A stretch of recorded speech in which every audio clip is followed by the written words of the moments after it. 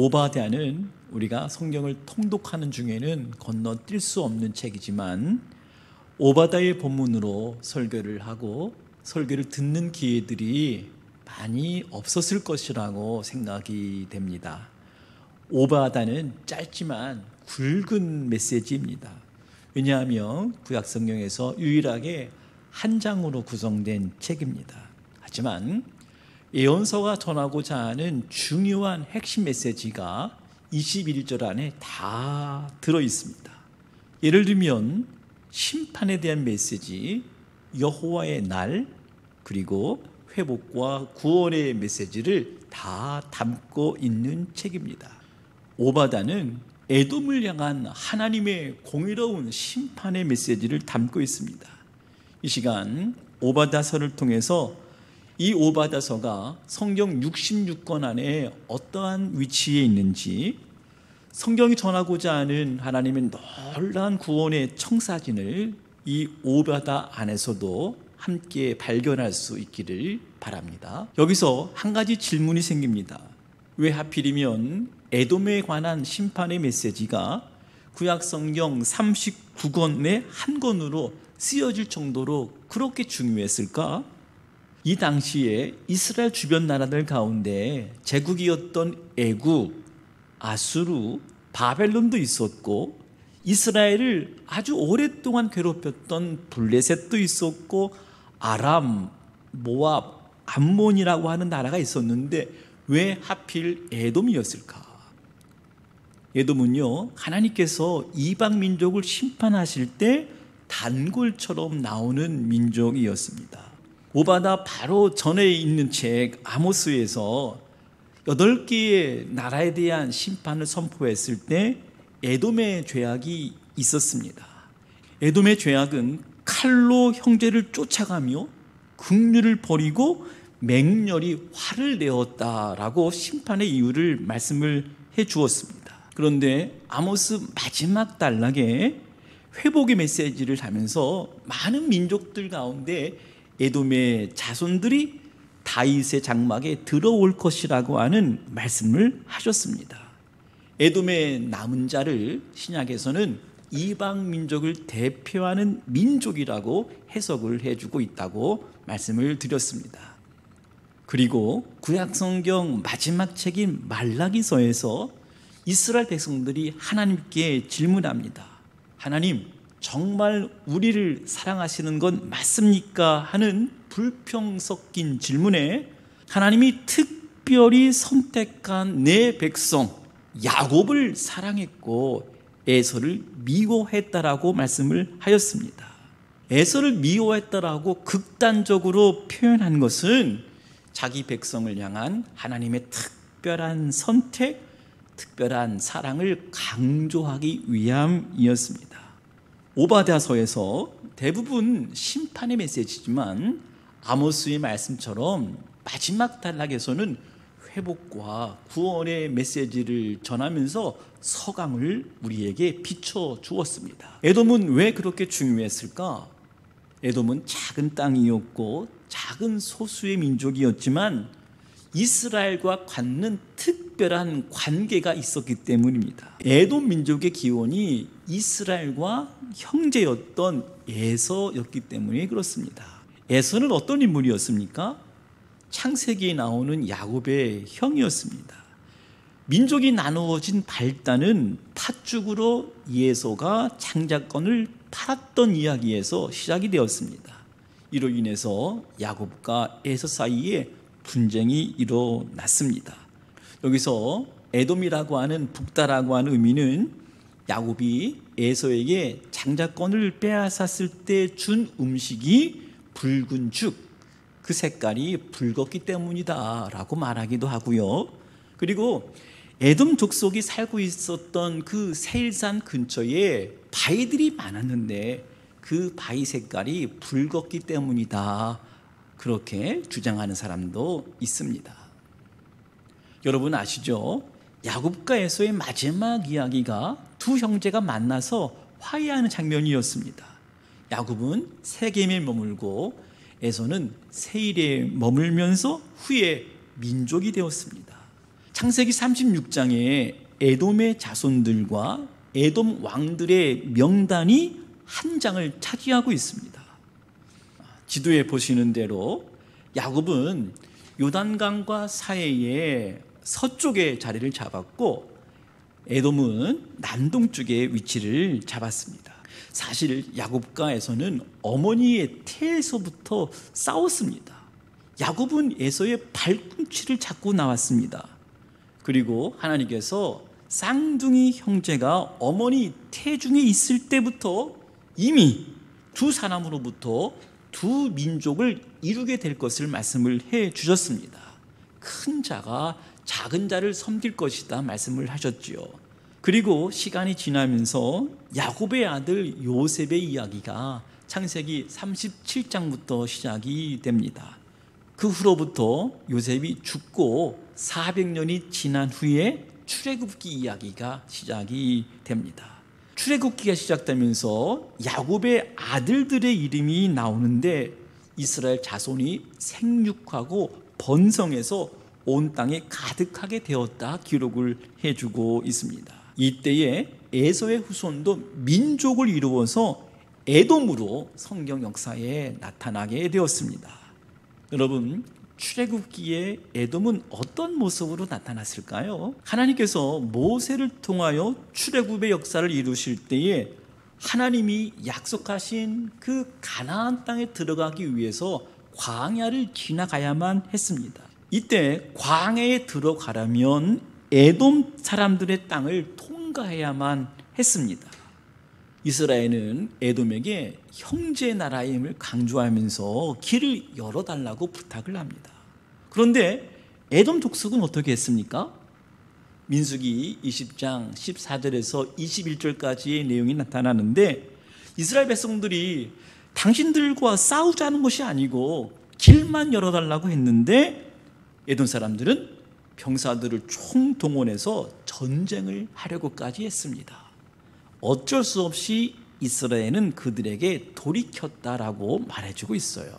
이스라엘과 에돔 사이에 골이 깊어집니다. 그리고 이스라엘 백성들이 가나안 땅에 들어간 후에도 이스라엘과 에돔과의 관계는 앙숙이었습니다.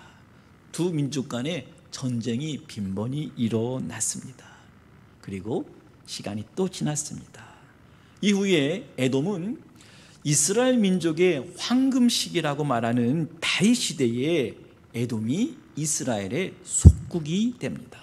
그러나 다윗이 죽고 난 후에 에돔은 반역을 했습니다.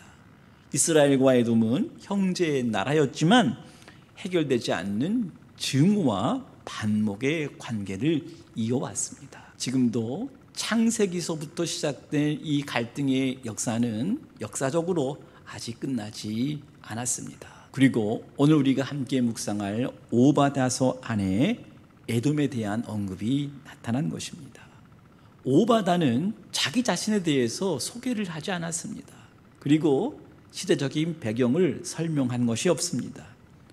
그러나 내용상 남왕국 유다가 BC 586년에 멸망하고 에돔이 533년에 멸망했기 때문에 이 오바다서가 그때에 쓰여졌을 것이다, 합리적인 추론을 할 수가 있다는 것입니다. 그때의 에돔이 어떠한 태도를 취했는지 그 모습이 하나님 보시기에는 죄악이었다.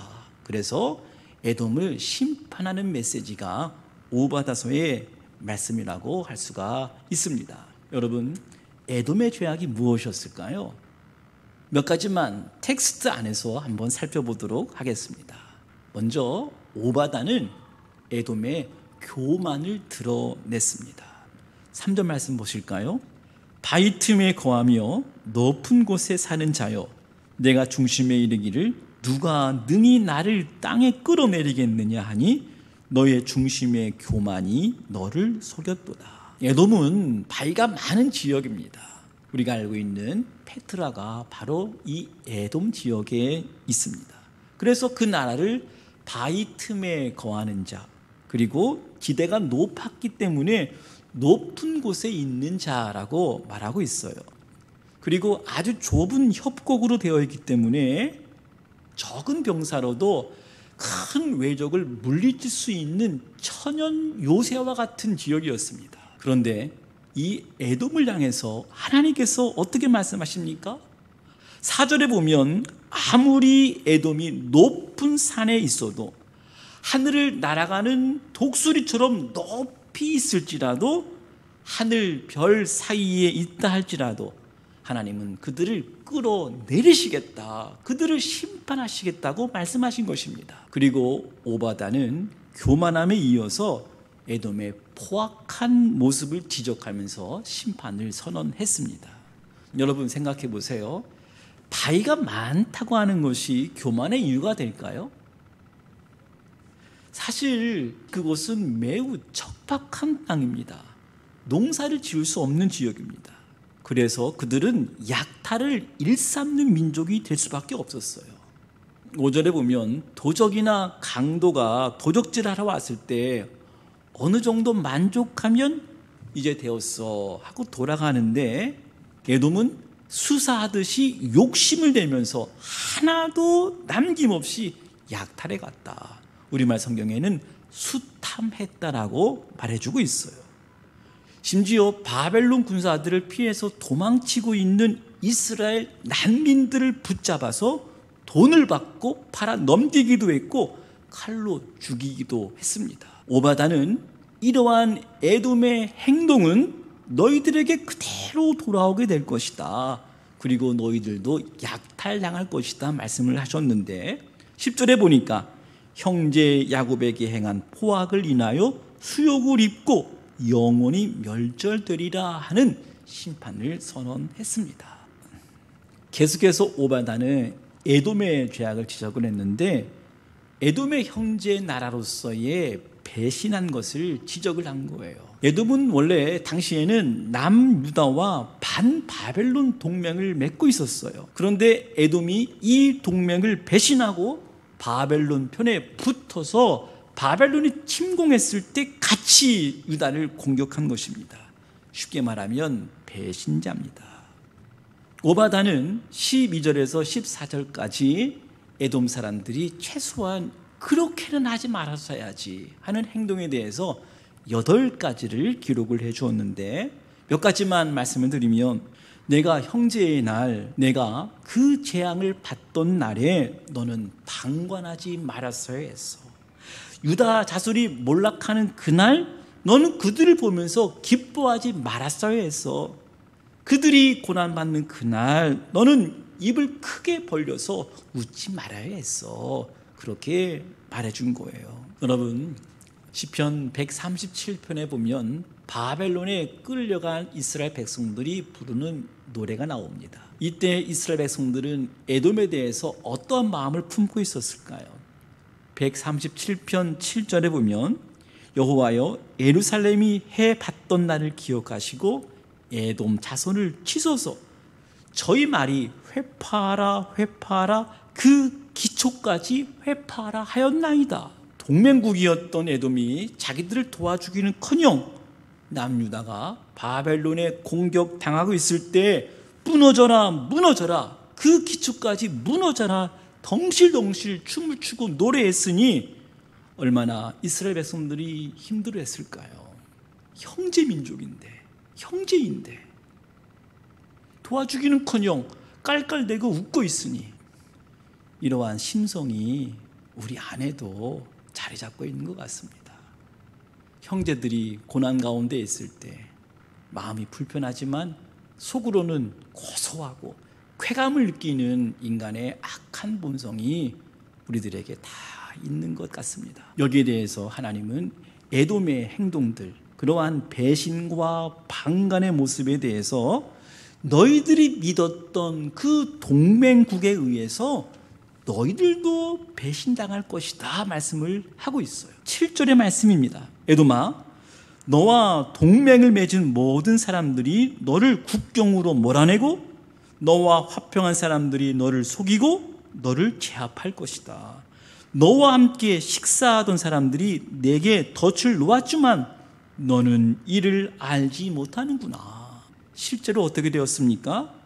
남유다가 멸망한 후에 에돔도 533년에 바벨론에 의해서 멸망당하게 되었습니다. 여러분, 칼바르트라고 하는 신학자가 있습니다. 스위스의 개혁교회 목사이자 20세기의 대표적인 신학자입니다.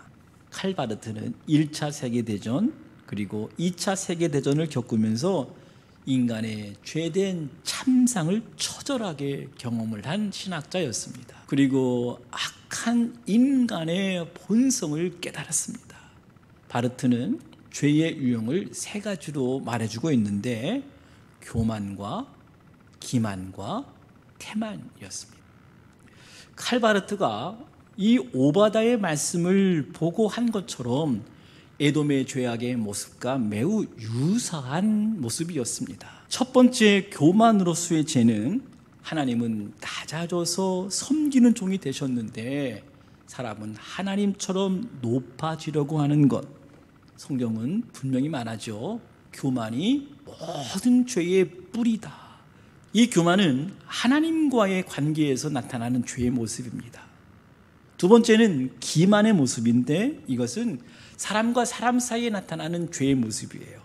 기만은 인간의 속임수와 거짓말, 더 나아가서 노략질하고 갈취하는 것입니다. 세 번째는 태만으로서의 죄입니다. 이것은 자기 자신과의 관계에서 나타나는 죄의 모습입니다. 태만은 남의 일에 관여하지 않는 것입니다. 물론 내향적인 성격이기 때문에 내가 남의 일에 관여하는 것 좋아하지 않기 때문에 성향이라고 충분히 말할 수 있습니다. 그러나 엄밀한 의미에서 태만은 거룩한 삶에 대한 거절입니다. 교만과 태만은 눈에 보이지 않습니다. 그리고 자기 자신도 인식하기 어렵습니다. 그러나 성경은 이 죄들에 대해서 엄중히 묻습니다. 교만은 남에게 들키지 않는, 남에게 해를 끼치지 않는 사소한 모습 같지만 그러나 교만은 모든 악의 뿌리라고 그랬습니다. 그리고 우리가 느끼지 못하는, 우리가 받아들이기 싫은 태만의 모습이 저와 여러분 안에 있다고 하는 것 부인하기가 참 어렵습니다. 이러한 모습이 하나님 앞에서 심판의 이유가 된다는 것입니다. 우리가 거룩하신 하나님 앞에 설 때에, 그리스도의 십자가 앞에 나아갈 때에, 하나님 말씀의 거울 앞에 우리 자신을 비추어 볼 때에 우리의 완악함, 우리의 교만과 기만의 모습들, 태만의 모습들이 그대로 드러나게 될 것입니다. 이 죄악들을 깨닫는 것이 은혜 아니겠습니까? 그래야 우리가 보혈 의지하여 아버지 하나님 앞에 나아갈 수 있습니다. 그래야 심판을 면할 수가 있습니다. 우리의 죄가 용서받아 거룩한 하나님의 백성의 대열에 우리가 들어갈 수가 있다는 것입니다. 이것이 복음 아니겠습니까? 이것이 복음의 능력입니다. 이제 오바다서로 다시 들어가 보면 오바다가 에돔의 죄와 심판을 이야기를 하다가 15절부터 마지막 절까지 에돔 심판에서 모든 민족에 대한 심판의 메시지를 전해주고 있습니다. 여호와의 날에 모든 민족에게 일어날 심판을 말씀해주고 있어요. 그 심판은 누구도 예외일 수 없다고 말씀을 하고 있습니다. 15절 말씀, 여호와께서 만국을 벌할 날이 가까웠나니 내가 행한 대로 너도 받을 것인즉 내가 행한 것이 내 머리로 돌아갈 것이라. 16절에서 에돔이 하나님의 거룩한 산을 점령을 해서 축하주를 먹는 모습을 묘사한 후에 너희들도 이렇게 심판받을 것이다 말씀을 하시고 모든 민족들도 이처럼 너희들이 행한 대로 내 머리로 돌아갈 것이다 말씀을 하신 것입니다. 모든 민족과 열방을 향한 하나님의 심판의 메시지입니다. 하나님은 에돔만 심판하시겠다고 말씀하지 않았습니다. 에돔의 심판을 넘어서 모든 민족과 열방이 이 에돔처럼 심판당하게 될 것, 즉 궁극적 심판을 말씀을 하셨다는 것입니다. 그런데 오바다는 여기에서 복음의 메시지를 전해주고 있습니다. 오바다는 모든 것을 역전시키는 하나님의 말씀, 구원의 말씀을 선포해 주시고 있습니다. 이 말씀은 인류 역사를 향한 하나님의 놀라운 구원의 계획이었습니다. 17절 말씀 보십시오. 오직 시온산에서 피할 자가 있으리니 그 산이 거룩할 것이요 야곱 족속은 자기 기업을 누릴 것이며, 여기서 시온산이란 하나님이 거주하시는 곳, 하나님이 다스리시는 곳, 하나님이 왕이신 곳, 그리고 시온산에서 피할 자는 남은 자입니다. 남은 자들은 하나님께서 영원전부터 구원해 주시기로 택한 백성들, 오바다는 그 남은 자를 야곱 족속이라 말한 것이고, 심판받을 자를 예서의 산이라고 말해주고 있는 것입니다. 21절 말씀 보실래요? 구원받은 자들이 시온산에 올라와서 예서의 산을 심판하리니 나라가 여호와께 속하리라. 나라가 여호와께 속하리라. 이 시온산을 어떻게 해석할 수 있을까요? 성경은 성경으로 풀어야 됩니다. 히브리서에서는 바로 시온산에 거하는 사람들을 믿음의 사람들이라고 말해주고 있습니다. 이 사람들은 멀리서 오실 메시아 그리스도를 기다렸던 사람들이고, 신약의 성도들은 오신 메시아 예수님을 그리스도로 고백한 믿음의 사람들, 바로 그 사람들이 시온산에 거할 자들이다라고 말해주고 있는 것입니다. 히브리서 12장 22절 말씀 보시면, 너희가 이른 곳은 시온산과 살아계신 하나님의 도성인 하늘의 예루살렘과 천만 천사와 하늘에 기록한 장자들의 총회와 교회와, 요한계시록에서는 그 시온산을 새 예루살렘이라고 말해주잖아요. 요한계시록 21장 2절 말씀 보시면, 또 내가 보매 거룩한 성 새 예루살렘이 하나님께로부터 하늘에서 내려오니 그 준비한 것이 신부가 남편을 위하여 단장한 것 같더라. 사랑하는 여러분, 창세기에서 시작된 야곱과 에서의 갈등, 이스라엘과 에돔의 전쟁은 성경 전체를 관통하는 아주 중요한 주제 중에 하나입니다. 신약 성경에 예수님이 탄생하실 때 유대의 왕은 헤롯이었습니다. 이 헤롯은 이두메 출신이었습니다. 이 이두메는 에돔이 바벨론에 의해서 멸망한 후에 이 에돔 사람들이 정착한 장소가 이두메라고 하는 지역이었습니다. 헤롯은 예수님의 탄생 이야기를 듣고 2살 이하의 모든 남자들을 다 죽이라고 명령했습니다. 그리고 헤롯의 아들 중에 헤롯 안디바는 세례 요한의 목을 참수시켰습니다. 그리고 또 다른 헤롯 대왕의 손자라고 할 수 있는 헤롯 아그리파 1세는 야고보의 목을 베었습니다. 이 말이 무슨 말입니까? 영적으로 보면 에돔 족속은 하나님의 백성들을 계속해서 괴롭히고 약탈하고 죽이는 그러한 세상 권력의 대표라고 하는 것입니다. 하나님의 백성들을 괴롭히는 에돔 같은 세상의 역사는 지금도 성도들을 괴롭히고 그 신앙의 대열에서 떨어지도록 지금도 우리를 공격하고 있다는 것입니다. 그래서 오바다를 읽을 때 에돔은 이 땅에서 거룩한 하나님의 백성들을 괴롭히는 모든 이방 세력을 의미하는 것이구나. 그리고 이들을 하나님께서 에돔처럼 심판하실 것이다, 이해하고 읽을 수 있습니다. 그리스도인들은 에돔의 죄와 그들의 운명을 보면서 우리 안에 교만과 기만과 태만, 즉 방간이 있는 인간의 현실과 각 개인의 본성을 깨닫고 모든 인생들에게 심판이 있음을 깨달아야 됩니다. 오바다는 오늘 우리에게 말합니다. 그러나 시온산에 올라설 자, 여호와의 산에 올라온 자들은 구원을 얻게 될 것이다. 강력하게 우리에게 복음의 메시지를 선포한 책입니다. 하나님의 언약 안에 있는 백성들에게 주시는 소망의 말씀입니다.